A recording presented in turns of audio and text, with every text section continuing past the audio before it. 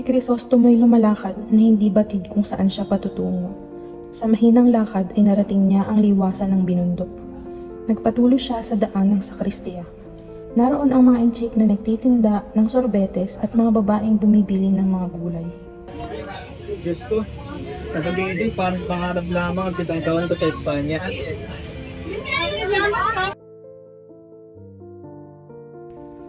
Naramdaman niya ang dantay ng isang magaang kamay sa kanyang balikat. Namalas niya ang tinyenteng nakangiti. Hinata, mag-iingat ka sa iyong mga lihim na kaaway. Ang nangyari sa iyong ama ay dapat maging isang aral sa inyo.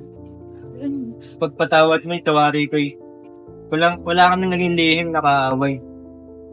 Madalas, ang sobra nating katalatagan ang nagdadala sa atin sa kapahamakan. Hanggang sa huling hininga ng iyong amang si Don Rafael, ay hindi siya makapaniwala. Meron siya mga nagtatagong mga kaaway. Ayun, alam ko na kung bakit si Kapitan Tiago ay nag-aalangan sa akin magkwento tungkol sa aking ama. Ngunit, bakit siya nasa tingitan? Ano ang kasalanan ng kanyang ginawa? Ang tanging naging kasalanan lamang ng iyong ama ay dahil siya ang pinakamayamang tao sa buong San Diego. Huwag kang mag-alala dahil ang mabulok sa bilangguan sa bansang ito ay nagsisilbing kabayanan. Ang iyong ama, gaya ng alam ng mundo, ay isa sa mga kagalang-galang na tao sa buong San Diego. Ngunit kinaiinisan at kinamumuhian din siya ng iba sa kanyang mga kababayan. Dahil sa siya ay may naiibang filosofiya mula sa nakararami. Pinapalagay ng mga kaaway niya na siya ay isang erehe at pilibustero. Mula sa pulpito ng simbahan ay kinakalat ni Padre Damaso ang ganitong mga pasaring, kahit na walang pangalang nababanggit. Minsan ay may isang artilyero na nangongolekta ng tributo sa mga mamamayan. Ang artilyerong ito ay mangmang at hindi marunong magbasa at sumulat. Galit ang mga tao sa kanya dahil sa kanyang kalupitan. Upang makaganti, ang ibang mga mamamayan ay binabaliktad ang kanilang sedula kapag pinapipirmahan ito sa kabesa. Isang araw, isang batang kasama ang kanyang kapatid ang nanloko sa kabesa. Nakita noon ng ama mo ang mga nangyari. Nasalag Kaya't ni Don sumaklod Rafael ito ang sa mga suntok bata. at inindahan ng kanan sa pisngi ang kabesa. Nabuwal ang kabesa at nabagok ang ulo sa isang usling bato.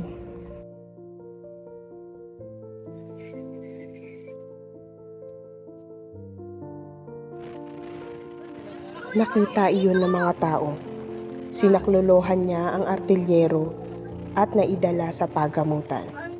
Kinalaunan ay namatay ang artilyero na siyang ikinakulong ng iyong ama.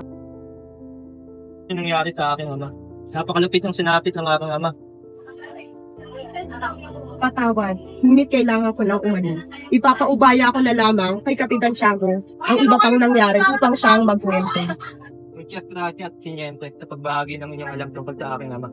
Dinada, Senyor Cristo. Nagpaalam na ang dalawa sa isa't isa. Sa bahay ni Kapitan Tiago, isang marangyang pagtitipon ang nagaganap. Maria Clara, wala akong ibang hangarin pili ang mga kasama kang muli. Kamusta ka? Salamat naman Cristo sa mga nandito ka. Katagal na kitang inaasal. Kamusta Cristo mo? Kamusta ang iyong pag-aaral sa Europa? Pila'y marami kang naging kaibigan roon. Maria, sino yung binata kasama mo? Sinang Victoria Neneng. Ito si Crisostomo. Pauwi niya lang mula sa Europa. Crisostomo, kinagagalak ka natin makilala. Ganoon dito po. Crisostomo, hindi kinagagalak ka natin makilala. Katangalan ay sa Si akin. Kapitan Tiago ay kausap sina Don Filipo at Linares. ating pagtitipon, talagang maganda ang iyong handaan, Kapitan. Nakikita ko kasi yan sa lahat. Tunay ng mag-aaral at maliwalas ang inyong tahanan. Sarapat dapat lang sa isang may mataas na patungkulan. Gaya ninyo, Kapitan Tiago. Salamat sa inyong papuri. Sana'y naging masaya kayo sa aming munting handaan. Nag-uusap sina Maria Clara, Sinang at Victoria sa isang sulok ng Maria, sala. napakabait at napakagwapo ni Crisostomo. Matagal ba siya mananatili dito? Oo, Sinang. May mga balak siyang gawin sa bayan natin. Sana'y magulumpay siya. Tiyak na magkakagapay siya, Maria. Tiyak na may layunin at may talino si Crisostomo. Nababalot naman ng pag-asa at ligaya ang puso ni Maria Clara, kasabay ng pagbabalik ni Crisostomo. Napusok kaya sa handaan ang mga bisita, Isabel? Sa palagay ko'y oo naman siya, sa dami ng ating handa. Nalulungkot lamang at kailangan umalis agad ni gusto mo ibara sa gitna ng kasiyahan. O siya, iwan ko muna kayong mag-ama at mag-aayos pa ako sa kusina. Ilang yata may pumapagabag sa iyo isipan, Ama. Mayroon na po ba?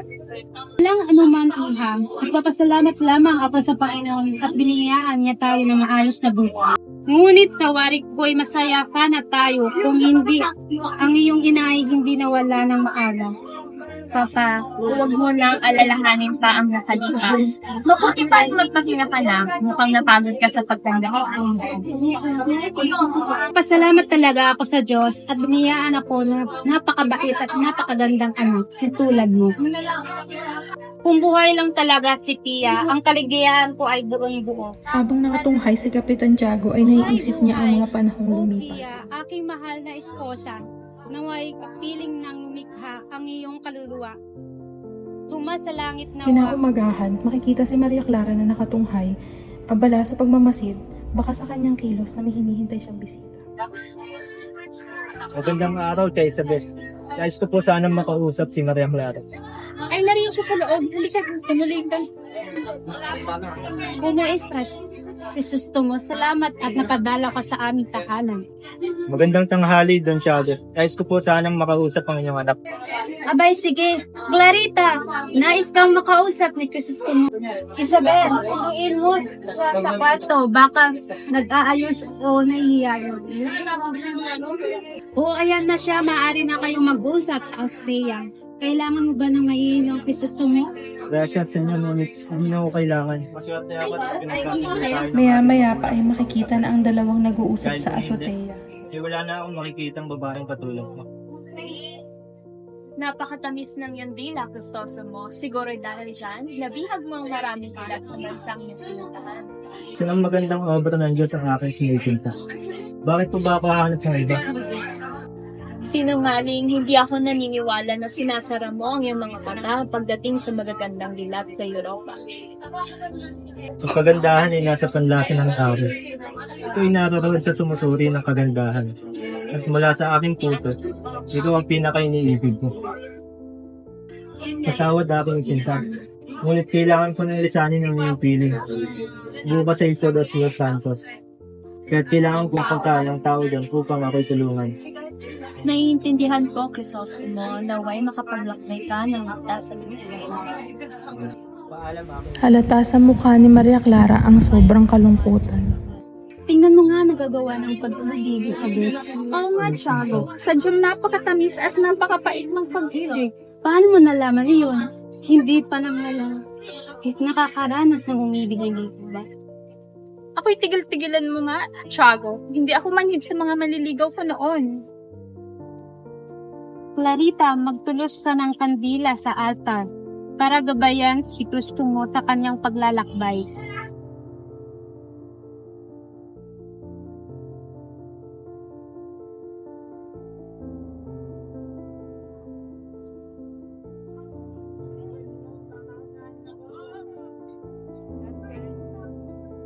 Kinaumagahan, aalisin na Tia Isabel at Maria Clara nang makasalubong nila si Padre Damaso.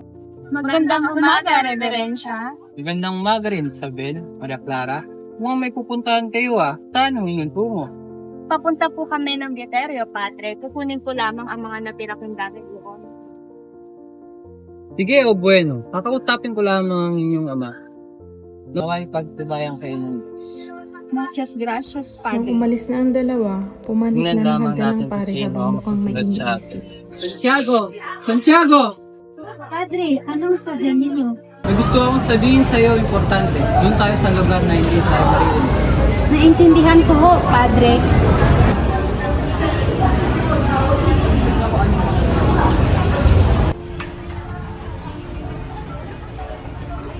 At nang matapos ang Sige, bueno, pag-uusap alis na nila, ako. Masusunod ang iyong panghiling. Sinabi ng ama. At ang kaibigan ko rin ang masusunod. sa pagbabagabag ni Kapitan Tiago ay pinatay niya ang pinasindi niyang kandila kahapon kay Maria Clara. Samantala, sa San Diego, Abala ang mga sepulturero, sapagkat bukas ay Todos los Santos. Nag-uusap ang dalawa sa kanila habang may hinuhukay na bangkay. Hoy, sa kabila na tayo maghukay. Bagong-bago pa yan, oh. Para parehong bagong libing ang mga yan. Ayoko na. May dugo pa yung buto. At bugot pa kaselan mo naman. Kung ikaw pa ang humukay ng ginawa ko, 20 araw pa lamang na ililibing. Madilim ang gabi noon, umuulan, at namatay pa ang aking ilawan. Nakakakilabot naman ang sinasabi mo. Lumabas ang kalahating katawang ng bangkay, saksakan ng baho, at binuhat ko pa iyon sa gitna ng malakas na ulan. Ha? Bakit mo ginawa yun? Saan mo kinuha ang bangkay? Kaso ng bangkay? Na ang gwardyang tidon po magtanong. Ang utos sa akin ng kurang malaki, ilibingan ko sa libingan ng mga inchik ang bangkay na hinungkay ko. Hindi ko nagawa yun dahil malakas ang ulan at saka malayo ang libingan ng mga inchik. Ayoko na magsukay. Hinatamaan pa akong bungo. Panigurado mamayang gabi hindi ako Dahil makakatulog sa nito. Todos los Santos noong araw na iyon, ang sementeryo ng bayan ng San Diego ay nabuhay muli dahil sa pagdagsa ng mga tao. Pumunta rin si Crisostomo para bisitahin ang puntod ng ama, kasama ang isang utusan.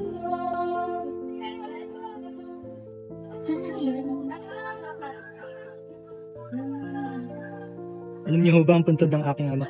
Opo, senyorito, tinamhan ko po yun ng halamang adelfa at malaking puso pang hindi ko ho yun makalimutan. Nakalipas na ang ilang oras, ngunit hindi pa rin nila makita ang Kala ko ho ba alam ninyo ang puntod ng aking ama? Dispensa po, senyorito. Alam ko naman po yun talaga eh.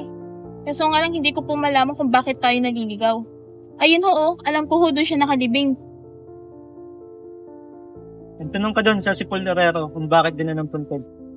Mawalang galang na po. Alam niyo po ba kung nasaan ang isang malaking puntod na ayun na may pangalan na Don Rafael Ibarra? Ah, yung krus sa may puntod na may mga bulaklak?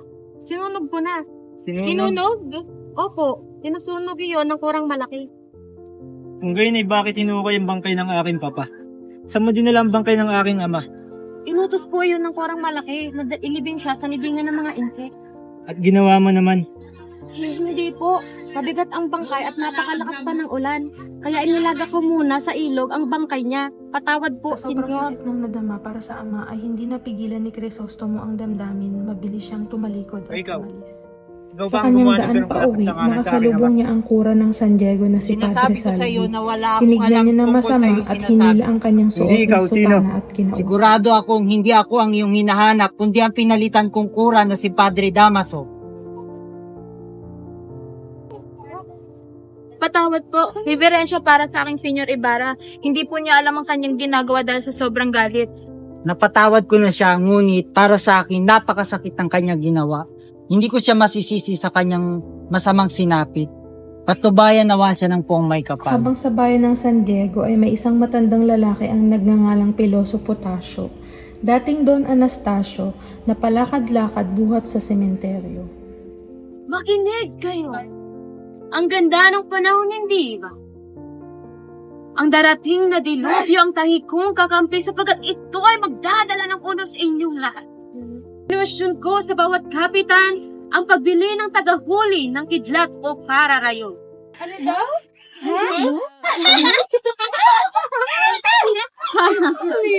Kayo rin ang mawawalan. Sa ibang lugar naman ay nagkasalubong si Aling Doray at Don Filipo at Peloso Potasio. Patungo ako sa libingan. Oo, naraanan ko siya. Pagbaba ng kanyang karuwahe, ramdam ko ang lungkot niya nang hindi makita ang kanyang libingan ng kanyang ama. Pang-anib ako sa mga nakipaglipin. Don Taso, alam niyo ba ano ang purgatorio? Ang isipang nahinggil sa purgatorio ay mabuti, banal at makatwiran. Nabigay kaugnayan sa pagkakaisa ng mga namamatay at nabubuhay. Bukod sa rito, umaakay pa sa tao sa isang mabilis at dalisay na pamumuhay. Ang kasamaan ay nasakasagwaan ng paggamit iyang nauupol sa purgatorio. Maraming salamat.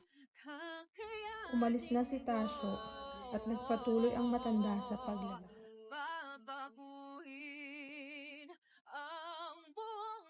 Ang ibang hangarin hindi ang isama.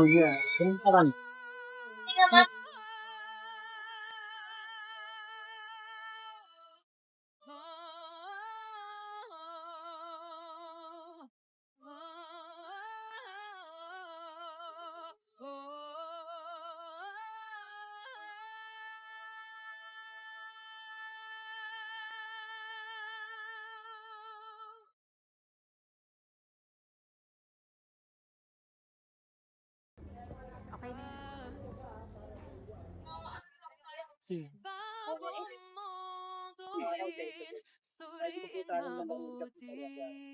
Ryan,